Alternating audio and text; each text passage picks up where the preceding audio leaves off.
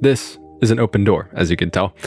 This is the discrete GPU market at this current moment. Literally anyone's game. And the market leader, Nvidia, is just absolutely fumbling the bag right now. So where is AMD? It's like the moment we needed them most, they vanished. Especially with how Nvidia has positioned the 4070, 4070 Ti, and 4080. This generation is just shaping to be probably the least exciting generation we've seen in a very long time. That is not even to mention the upcoming GPUs from Nvidia. The 4060 and 4060 Ti are not looking good either. Those are usually the GPUs that most people buy. Considering recently with the 4070 just not really selling well, and this is proven by a lot of the evidence that Moore's Law is dead showed in his recent video. $500 plus parts just aren't selling anymore. All about how people are returning 4000 series cards, and that includes the 4070, and just the vast amount of discounts that companies are offering to sell these 4070s. This moment seems like the perfect time for AMD to strike, but I'm getting deja vu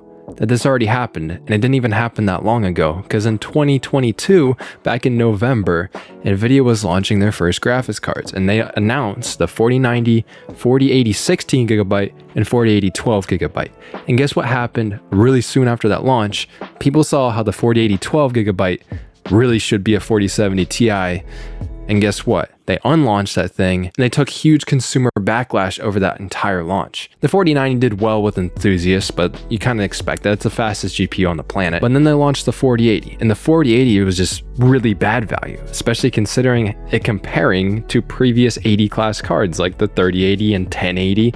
You know, it didn't look so good. So while I absolutely love the performance and features of the RTX 4080, it's hard to get too excited when I know you guys have to stomach the $1,200 US asking price. So AMD told us to wait for RDNA 3. And then they gave us an announcement in November, and everybody was super hyped for this card. And actually, by how the presentation made it looked like it was going to be really good value. But it took them a long time to say anything. And that's what it's feeling like at this moment. And then when they launch their card, and I hope this doesn't happen again, but it's possible, they might launch a card like the 7900 XT, which is so poorly reviewed because of its terrible value. Basically, there is no reason to buy the Radeon RX 7900 XT. It needs to cost at least $200 US less than the XTX. And you see its price has just absolutely plummeted, and it's probably going to keep dropping. Now the XTX was a little bit better, but at that price range, people were comparing it to the 4080, and the 4080 was already terrible. Back then, they missed that chance to just give consumers a card that was amazing value compared to Nvidia's offerings. So it wasn't an automatic choice for people. They surprisingly still had to decide between a 4080 and an XTX. And even now, with the XT's price being all the way down to $780, it's still a toss-up between the XT and the 4070 Ti. They shouldn't be a competition.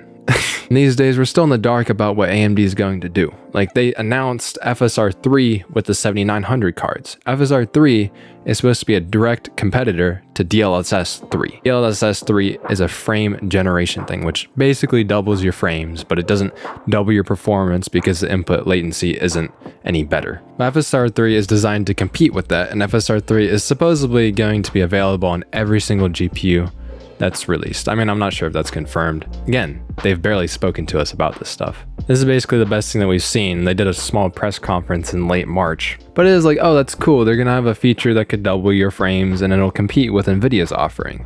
It's almost like you have to compete with Nvidia's offering, because if Nvidia has a feature, then AMD users are gonna feel left out that they don't get that. However, as shown by the 4070, it doesn't seem like frame generation is making people buy these graphics cards. As shown by the performance here by Hardware Unboxed, at 4K, the 4070 doesn't beat the 3080 from last generation, because this type of price to performance got people way more upset than what frame generation could make up for. It doesn't seem like the average person cares a whole lot about it. It's scary because we know AMD has been working on frame generation, but we know from what Nvidia said, and the reason they locked frame generation to their new GPUs, the 4000 series, is because they have new optical flow accelerators. What that basically means is it makes this process of making fake frames go a lot faster and can actually keep up with the system.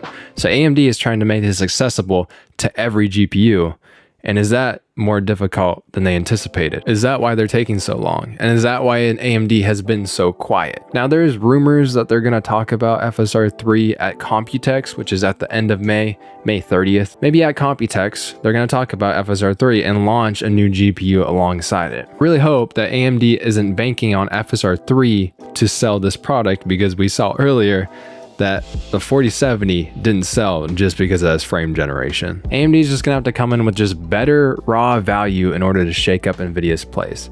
At the moment, it seems like they're just letting Nvidia crumble because they're digging their own grave at this point. You know, I did lie to you guys a little bit. Like, AMD hasn't been completely silent on their GPUs, and just in respect to you, I'm going to take off my cap so I don't lie about my hair. So in response to the 4070 to put pressure on Nvidia, AMD didn't stay completely silent. They did drop the prices of their past generation cards, and that is the 6000 series, mostly the 6800 XT and 6950 XT. All those cards are a really good deal. I guess with a move like this, AMD is just hoping that as Nvidia just digs their own hole, that they're eventually just going to self-combust and they're just gonna inherently take market share away from them. Which scares me with AMD going forward, because what do they launch next? Obviously, they've done the 7900 XT. Logically, you would launch like a 7800 XT. Are they going to be able to beat the value of Nvidia? Could they even beat their past generation value-wise? Because in order for a 7800 XT to be really compelling and probably be at equivalent performance of a 3090 or 3090 Ti, and you can see here that that is already putting AMD in a really tough spot, because they already have a 7900 XT that goes for 3090 Ti performance, but it already costs too much. You know, it's just a tough spot. Where are they going to place this GPU, and do they just need to make it significantly cheaper? At the same time, they need to offer more VRAM than what the 4070 is offering at 12 gigabytes. So their next GPU probably needs to come in around $500, $550. If it's a 7800 XT, it's unlikely for it to be less than $600, because the 6800 XT was $600. That could possibly be why AMD is waiting so long. You don't know what inflation is. Inflation is playing effect on this. Okay, I talked about inflation in the 4060 and 4060 Ti video, so if you want to check that out, go check it there. But in the gist of things, you still need to make a compelling product. And if people aren't going to buy it, then they're not going to buy it. So they're going to have to drop the price, even if they probably are being affected pretty heavily by inflation right now. Then it could possibly make sense with a pricing structure to have a 7800 XT come in at maybe $600, but probably more realistically at like $550, in order to make this a product that consumers actually want to buy. But this whole situation makes me kind of frustrated, because it seems like AMD is doing the absolute bare minimum to compete with Nvidia. And Nvidia is fumbling so hard, they've left the entire GPU market wide open for AMD to step in, swoop in a ton of market share. But at the end of it, you and I, you know, we're just consumers and we're dumb. Okay, I'm just gonna admit it, like, we're dumb. We don't see the broader scope of things. And AMD is way smarter than we are, and probably than we ever could be. Even though this market seems so open, maybe they weren't ready to act on it, or maybe just don't think they should. Because according to what Moore's Law is Dead is saying, is AMD's focus is elsewhere in their company. It seems like they're driving a lot of their hard, like, processor development, especially in graphics, into the mobile and APU divisions. I think this thing will perform like a PS5 or better, but be able to game on battery, and that's just, I'm so excited for this thing. I made a whole video about consoles and how APUs could easily be the future for us. Like, they're way more efficient, they're cheaper, they're easier to make and integrate into systems. Honestly, I don't blame them for going that direction, and it also seems like AMD is focusing still pretty hard onto the server market. But hopefully AMD does see this opportunity and they can pull something up that they can take a lot of market share and put a lot more pressure on Nvidia. I don't see how, as a company in competition with Nvidia, can see Nvidia just like destroying themselves and not act on that. That's been it for me though. Make sure to comment your thoughts below and I'll check them out. I'll see you guys in the comments. I'll see you guys in the next video. Have a good one. Peace.